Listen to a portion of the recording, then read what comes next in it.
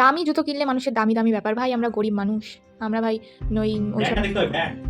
Wait 1 minute দাঁড়িয়ে যাও। আজকে তোমাদেরকে একটা দারুণ ঠিকানা দেবো। তোমরা গঙ্গারামপুরের বুকে থেকে নিজেদের ইচ্ছে মতো দামি আর ব্র্যান্ডেড জুতো কোথায় কিনতে পারবে। যদি তোমরা খুঁজছো ব্র্যান্ডেড জুতো আর যদি পাচ্ছ না কোনো মার্কেটে, তাহলে চলে এসো এই দোকানে। দেখো এখানে শুধু ব্র্যান্ডেড নয়, নন ব্র্যান্ডেডের মধ্যেও অনেক কিছুই তোমরা এখানে পেয়ে যাবে। আর এই দেখেছো চারিদিকে জুতোর এত সমাহার, একদম গোডাউন ভর্তি মাল। দাদার দোকানে এলে তোমরা কিন্তু নিজেদের সাধ্য মতো অনেক রকমের জুতো কিনতে পারবে।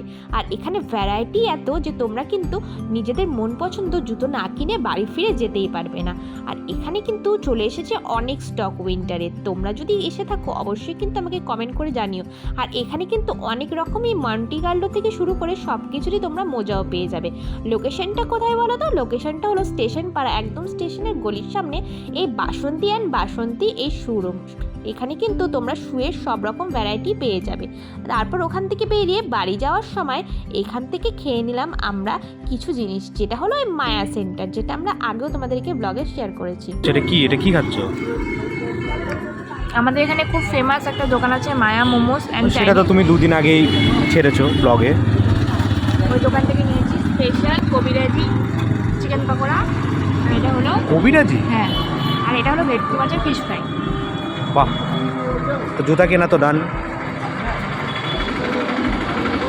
সত্যি ভেটকি মাছের? হ্যাঁ হ্যাঁ, বলতে পারো না? জানো না? খেতে তো ভালোই, কিন্তু আমি ভেটকি মাছ না কি মাছ যায়নি।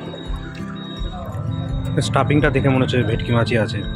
বলছে তো ভেটকি মাছই। কত করে ভেটকি মাছ এটা? 80। দামি জুতো কিনলে মানুষের দামি দামি ব্যাপার ভাই, আমরা গরিব মানুষ, আমরা ভাই নই ওইসব। আচ্ছা ঠিক আছে ব্র্যান্ডেড মানুষ। কেমন লাগলো জুতোটা?